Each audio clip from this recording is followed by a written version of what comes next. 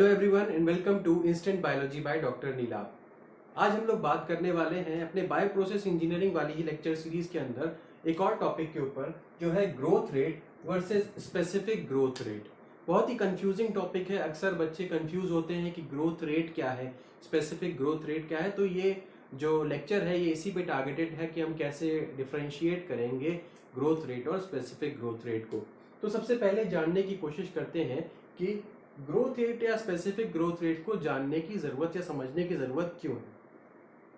तो जब भी हम बात करेंगे प्रोडक्शन ऑफ बायोमास की या बायोमास कितना प्रोड्यूस हो रहा है कितनी देर में, तो उसमें हमें इन दोनों पैरामीटर्स का यूज लगता है। ये दोनों पैरामीटर्स यूज होते हैं, यानी कि कोई भी सेल कितना ज्यादा ग्रो कर रहा है कितनी देर में, ये चीज दो तरीके से डिस्क्राइब की जा सकती है या शो की जा सकती है। तो वो ग्रोथ रेट और स्पेसिफिक ग्रोथ रेट है।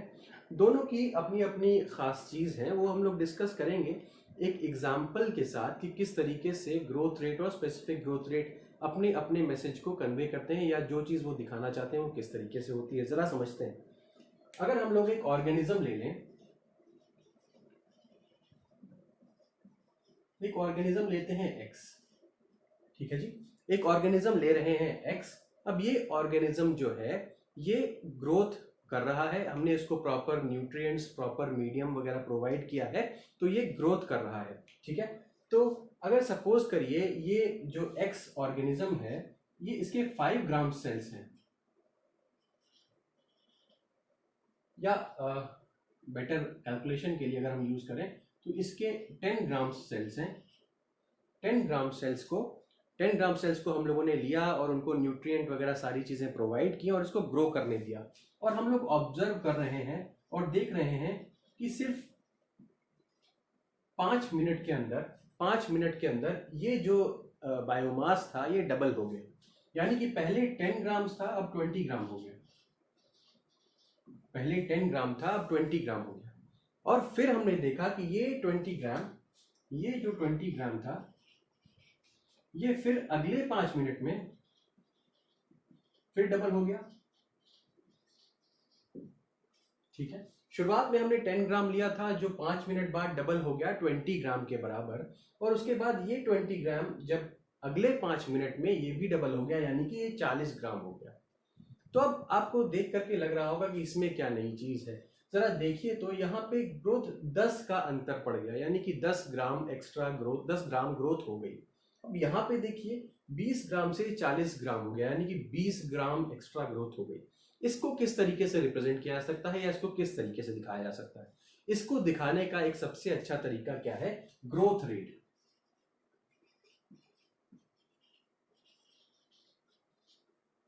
तो ग्रोथ रेट किस तरीके से होगा, यानी कि फाइनल कंसेंट्रेशन, फाइनल जो हमारा जो फाइनल ग्रोथ आई है, फाइनल माइनस इनिशियल अपॉन जो भी टाइम हमें लगा इस प्रोसेस में, जो इस ग्रोथ में जो टाइम लगा वो हमें लिखना है। तो अगर हम लोग इसको फर्स्ट केस मान लें और इसको सेकेंड केस मान लें, तो अगर हम लोग ग्रोथ रेट निकालना शुरू करें तो फर्स्ट केस की ग्रोथ रेट क्या हो जाएगी? फाइनल क्या है? फर्स्ट केस की ग्रोथ रेट में 20 माइनस कितना हो जाएगा? इनिशियल ग्रोथ रेट कितनी थी, इनिशियल ग्रोथ कितना था या इनिशियल नंबर ऑफ सेल्स कितने थे? 20 तो फाइनल सेल्स हो गए और इनिशियल कितने थे? 10, बायोमास 10 था, और उसको डिवाइड कर दीजिए कितने से? जो टाइम रिक्वायर्ड है, टाइम कितना था? 5 मिनट था। तो ये क्या हो गया, इसका जो वैल्यू आ रहा है वो कितना आ रहा है? ये 10 आ जाएगा, 10 डिवाइडेड बाय 5 यानी कि 2 ग्राम पर मिनट। ये तो आ गई आपकी पहली, यानी कि केस वन का जो आपका ग्रोथ रेट का वैल्यू था वो ये। ग्रोथ रेट का फॉर्मूला ये है, ध्यान रखिएगा।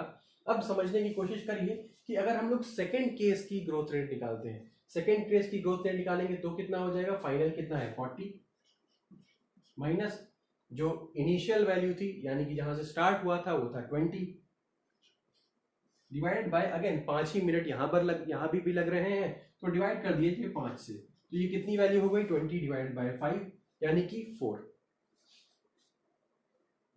यानी कि ये हो गया 4 ग्राम पर मिनट।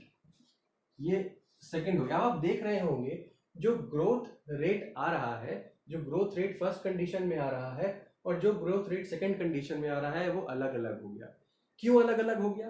क्योंकि यहाँ पे इनिशियल जो कंसेंट्रेशन यूज हुआ था, यहाँ पे इनिशियल कंसेंट्रेशन 10 ग्राम था। 10 ग्राम जो सेल्स थे वो डिवाइड करके 20 ग्राम्स बनाए थे। लेकिन यहाँ पे देखिए क्या हुआ है, यहाँ पे जस्ट डबल हो गया है।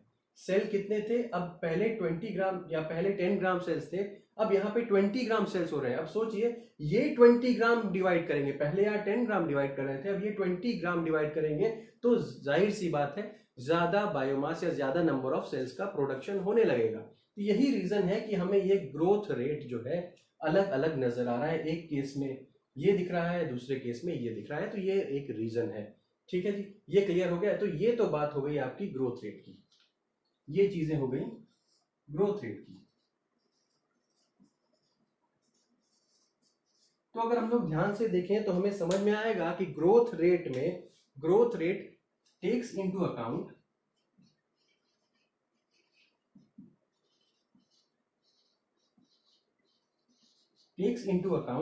the initial concentration,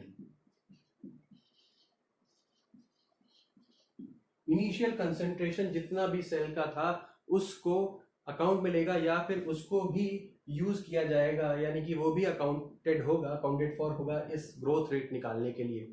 लेकिन सपोज करिए आपको चेक करना है कि, और आपको ये इनिशियल कंसेंट्रेशन नहीं यूज करना, आपको बस देखना है कि irrespective of this initial concentration हम कैसे देख सकते हैं कि हमारा सेल जो है वो कैसे ग्रो कर रहा है। तो उस चीज को डिटरमाइन करने के लिए दूसरा पैरामीटर है हमारा specific growth rate.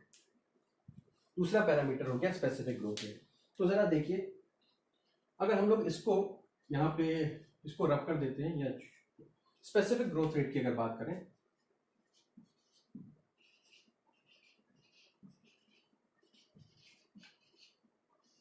Specific growth rate का क्या फॉर्मूला होता है?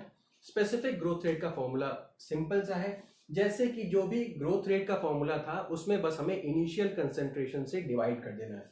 यानी कि ये क्या हो गया, final minus initial divided by, यहां पे टाइम था और यहीं पे आप इनिशियल कंसेंट्रेशन से, इनिशियल से डिवाइड कर दीजिए, इनिशियल से इसको डिवाइड कर दीजिए, तो ये वैल्यू आ गई स्पेसिफिक ग्रोथ रेट की। अब जरा कैलकुलेट किया जाए, फर्स्ट कंडीशन में कैलकुलेट किया जाए। फर्स्ट कंडीशन में आपका ऑलरेडी आ गया था कितना, 20, ये 2 आ चुका था। तो फर्स्ट कंडीशन की बात की जाए तो ये 2 डिवाइडेड बाय कितना हो गया, ये वैल्यू 2 ऑलरेडी आ चुकी थी, इसमें अगर हम लोग डिवाइड कर दें इनिशियल कंसेंट्रेशन से, तो इनिशियल 10 था, ये कितना हो गया 0.2। ये तो आप, मुझे उम्मीद करता हूं कि ये समझ में आ गया होगा। बस इसी को, यानी कि ग्रोथ रेट डिवाइडेड बाय जो इनिशियल कंसेंट्रेशन था, हम लोगों ने वही किया है। ये पहले की आ गई। अब सेकंड की निकाली जाए, अगर सेकंड केस की निकाली जाए तो सेकंड केस में कितना था, ये 4 था और ये डिवाइडेड बाय कितना होगा, क्योंकि इनिशियल कंसेंट्रेशन यहाँ पे 20 था, इनिशियल कंसेंट्रेशन यहाँ पे 20 था, इसलिए इसको डिवाइड कर दीजिए, 4 डिवाइड बाय 20 हो गया, तो ये कितना हो गया, ये भी कितना हो गया 0.2, ये भी कितना हो गया 0.2 ही हो गया। ठीक है, तो ये इसका यूनिट क्या हो गया, पर मिनट होता है। क्यों पर मिनट होगा, क्योंकि ये इनिशियल जो कंसेंट्रेशन था, सेल्स का नंबर था, वो डिवाइड हो गया, यानी कि ग्राम्स कैंसिल हो गया और ये पर मिनट निकल आया।